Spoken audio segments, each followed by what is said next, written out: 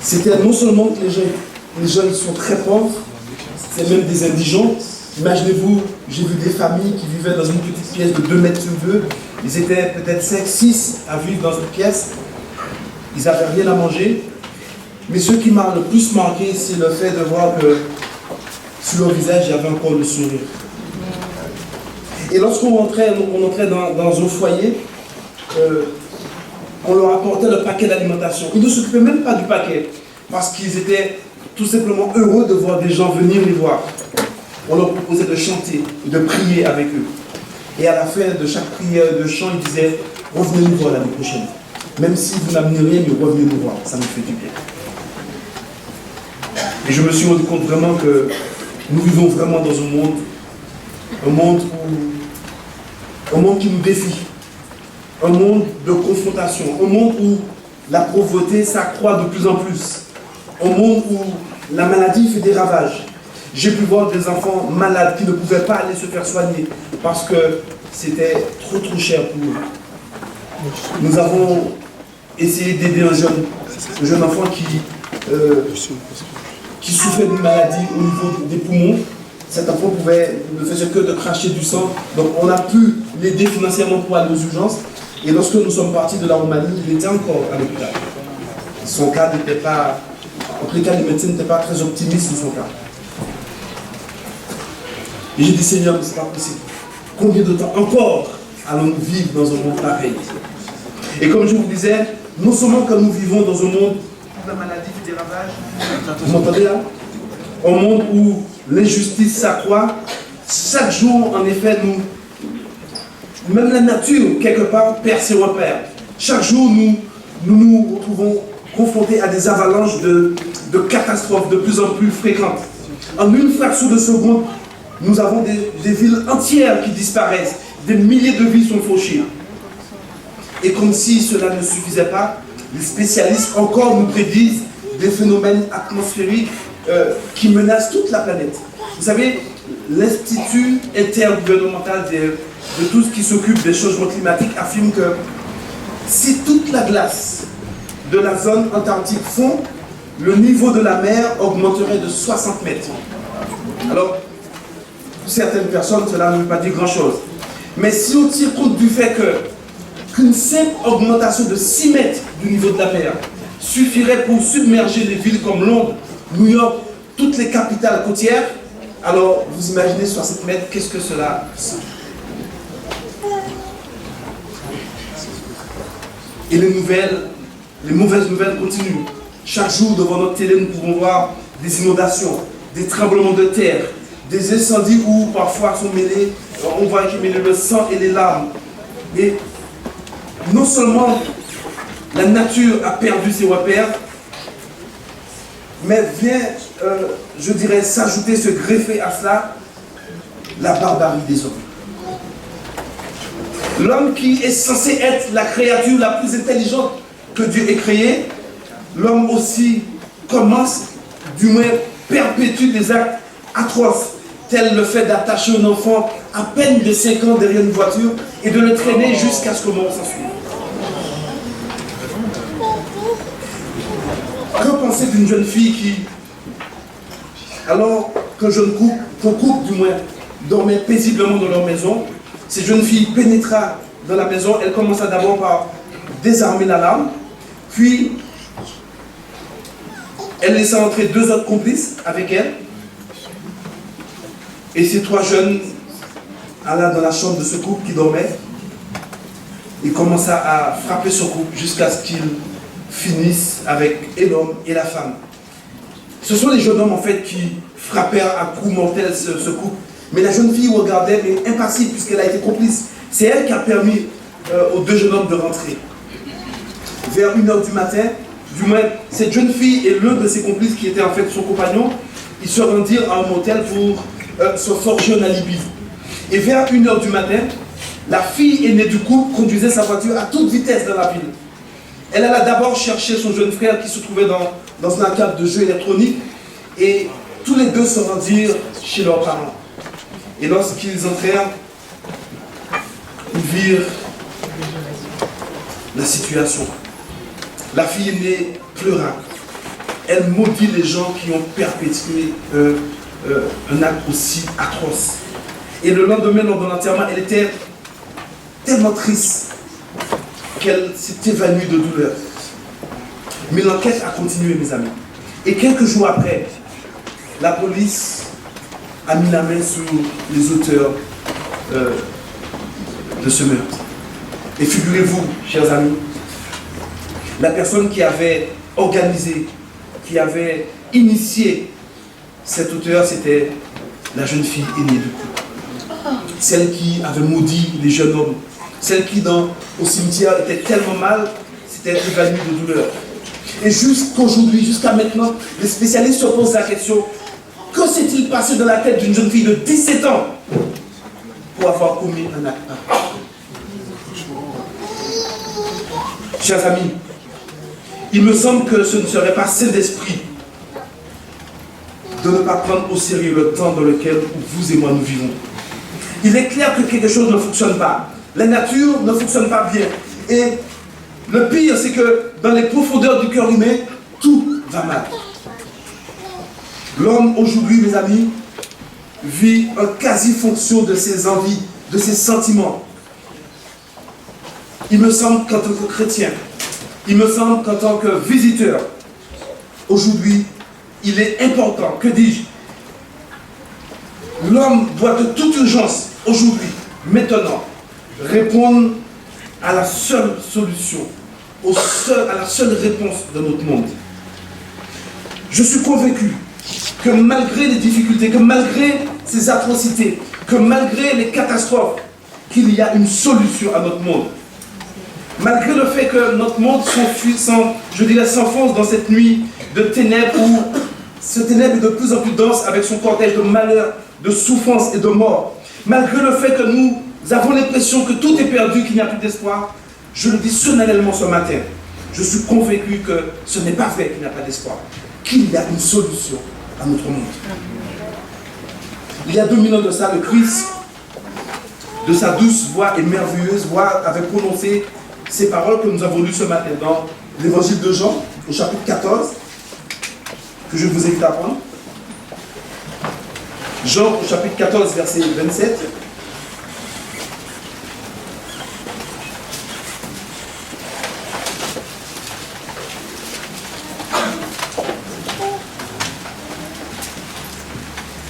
Je vous laisse la paix, je vous donne ma paix. Je ne vous donne pas comme le monde donne, que votre cœur ne se trouble point et ne s'alarme point.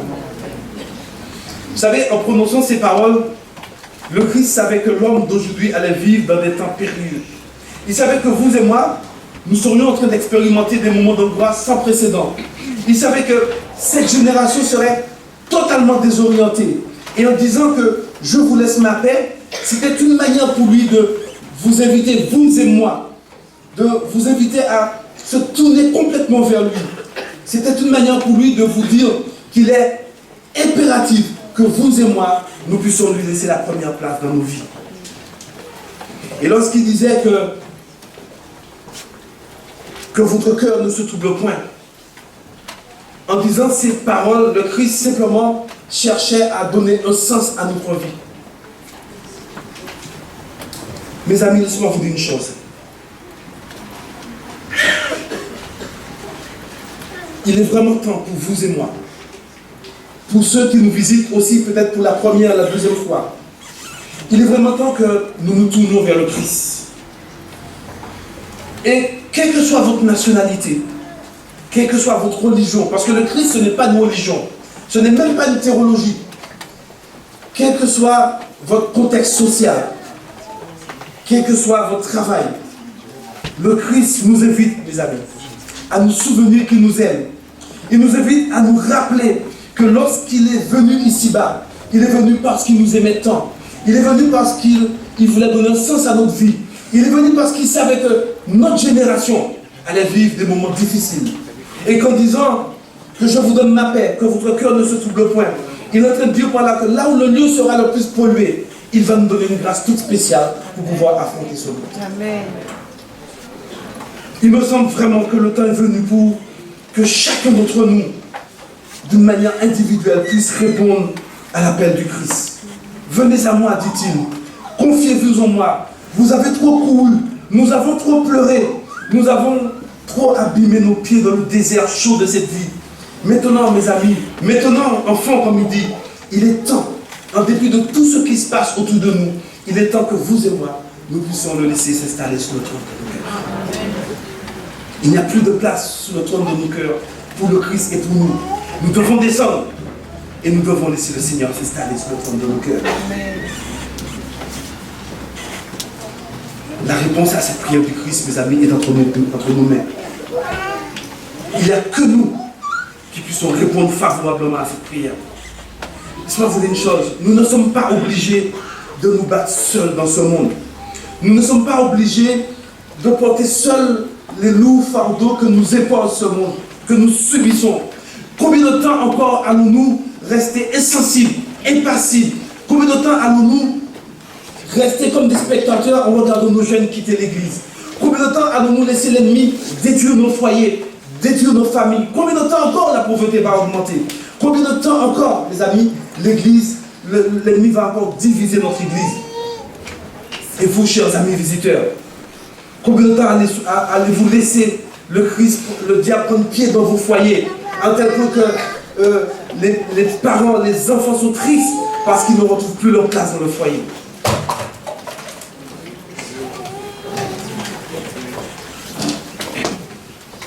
Il est temps pour nous, mes amis, de prendre une bonne décision. Il est temps pour nous de dire au Seigneur, jusqu'ici, nous avons cru en tes promesses. Jusqu'ici, tu nous as fait des promesses et nous y croyons, mais nous n'avons pas encore vu. Nous n'avons pas encore vu faire tes preuves dans notre vie. Et laissez-moi vous dire une chose, si le Seigneur n'a pas encore agi pleinement dans notre vie, c'est parce que nous, vous et moi, nous ne lui avons pas encore donné toute la possibilité de le faire.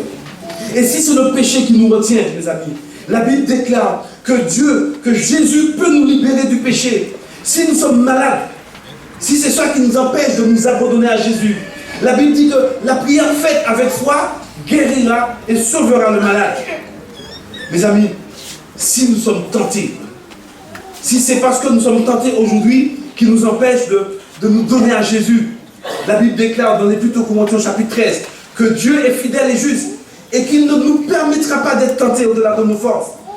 Alors mes amis, même avec la tentation, en dépit de la tentation, Dieu va ouvrir une issue pour nous.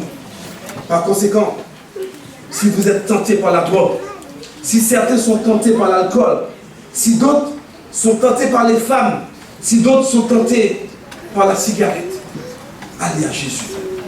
Donnons la première place à Jésus. Il est temps maintenant que le Seigneur se révèle dans notre vie.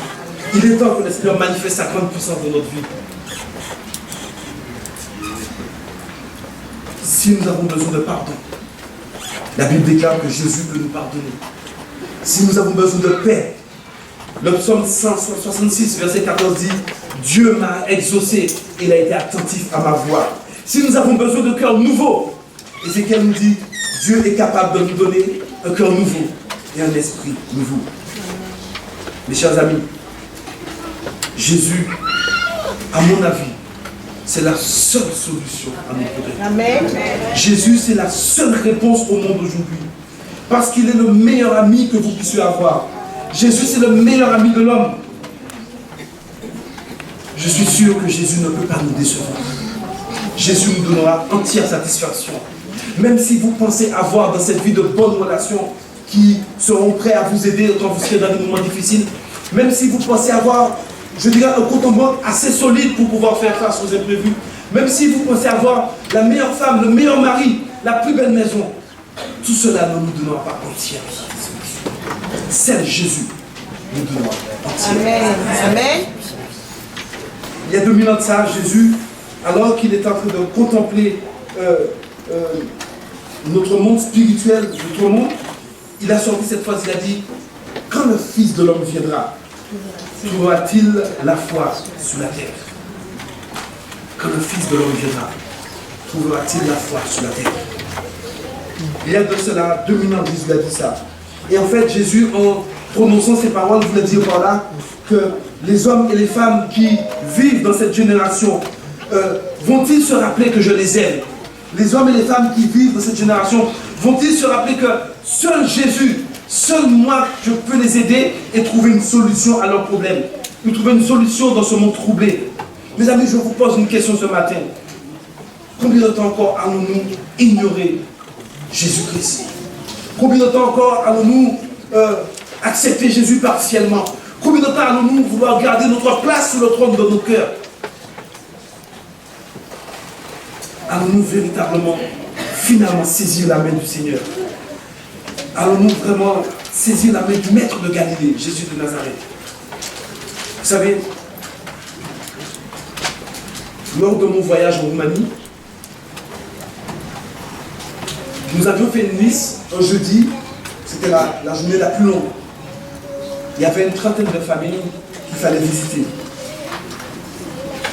Donc nous avions établi une liste reçue par les autorités, aussi par la fédération des églises adventistes qui se trouvent dans la région. Et dans cette liste, en fait, nous suivions scrupuleusement la liste. Parce que nous ne savons pas qui était vraiment dans le besoin ou pas. Et alors, le traducteur est venu me voir et me dit, tu sais Gaston, nous avons une famille que nous n'avons pas prévue dans la liste, mais est-ce qu'on peut passer? Parce que c'est une famille en détresse aussi. Alors je lui ai dit, écoute, la liste n'est pas une liste figée, nous sommes venus en Roumanie pour faire du bien, alors nous allons passer cette famille. Et nous sommes entrés dans cette famille, et la dame a commencé par dire, lorsqu'il a vu passer notre minibus, elle s'est mise à prier. Elle a dit, Seigneur, fais que ces gens puissent passer chez nous, parce que j'ai rien chez moi. Et la dame nous disait que là, en ce moment, je n'ai absolument rien.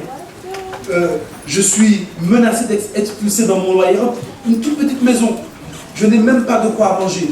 Et elle disait, mais je remercie le Seigneur, parce que, alors que ce n'était pas prévu, que vous passiez me voir, mais vous êtes passé.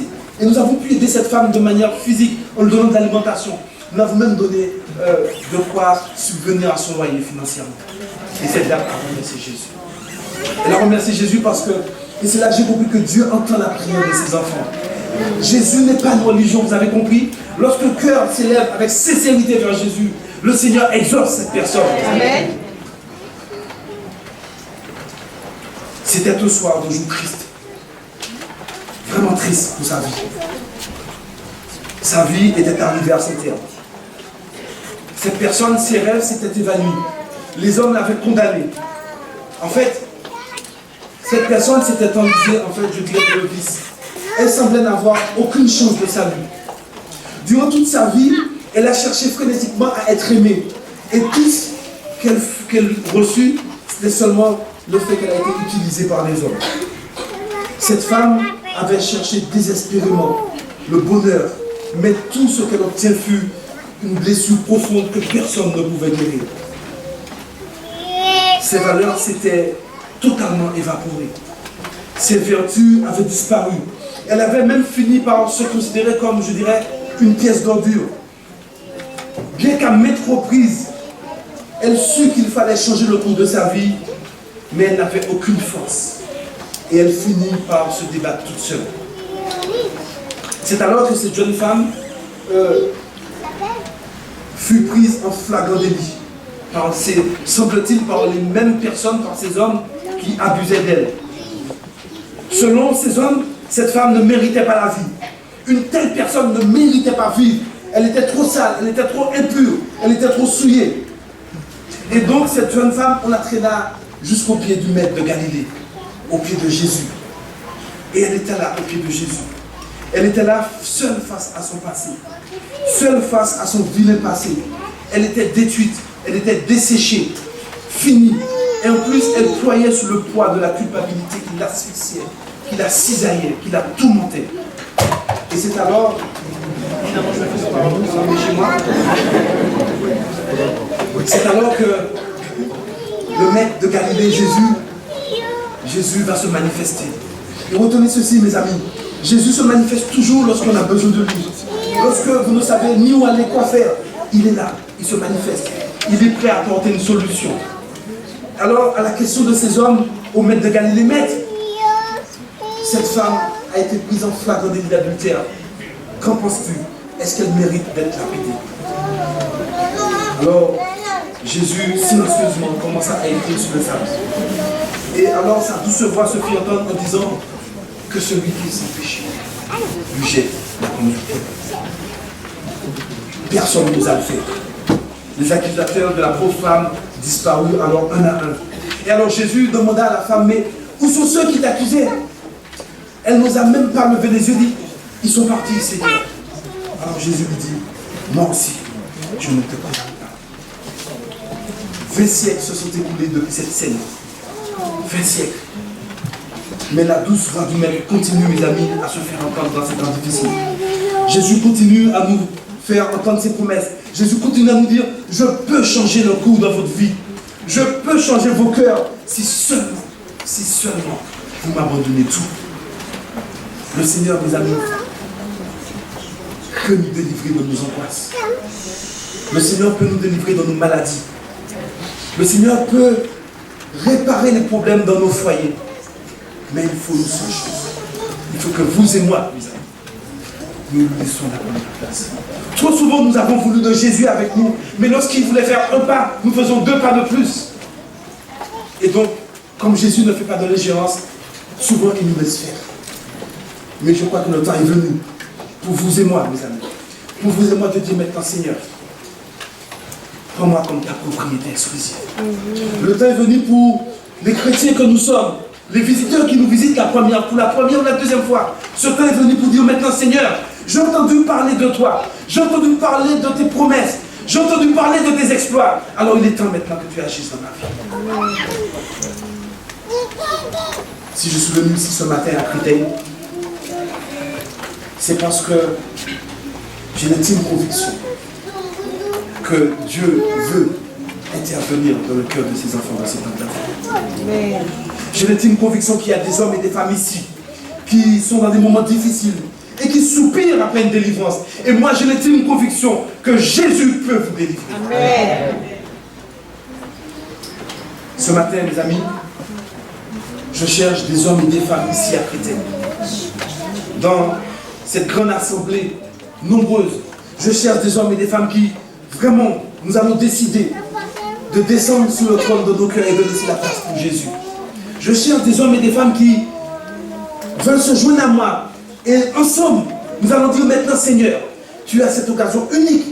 Vraiment, nous te donnons cette opportunité aujourd'hui de t'installer pleinement sur le trône de nos cœurs et de manifester la grande puissance de notre vie. Vous savez une chose, lorsque nous allons donner cette place à Jésus dans notre cœur, alors le Seigneur va tellement nous transformer. Nous allons briller de 1000 feux, si bien que les hommes et les femmes qui nous entourent, eux aussi vont revenir à Jésus. Amen. Je peux vous dire que Jésus va nous inspirer. Il va nous donner à cœur de prier pour les hommes. Et lorsque nous allons commencer à prier, les amis, l'ennemi va disparaître autour de nos amis. Et Jésus prendra autour de nous. C'est moi vous donner une chance. C'est moi vous donner un témoignage.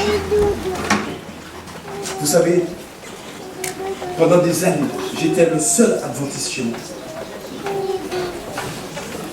Et tous les jours, je priais, je disais, Seigneur,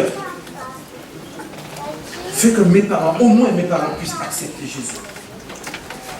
Nous étions séparés de 8000 km. Et je disais, Seigneur, je suis sûr que ton bras n'est pas trop court. Là, on habite dans la petite campagne, perdue dans un trou. Tu peux envoyer un ange pour les sauver. Tu peux envoyer quelqu'un pour leur dire que Jésus les aime. Je t'en prie, Seigneur, envoie quelqu'un. Et tous les jours, c'était ma prière. Il y a plus de 50 ans, mon père a accepté la baptise. Mon père s'est fait baptiser. Et vous savez une chose, la bonne nouvelle, c'est que l'année dernière, ma mère aussi a accepté. Amen. C'était une surprise. Amen. Le Seigneur est prêt à faire de grandes choses. Mais il faut que vous et moi, mes amis, nous lui donnons cette place aujourd'hui. Êtes-vous prêts aujourd'hui à dire, Seigneur, nous voulons maintenant voir tes promesses s'accomplir dans notre vie.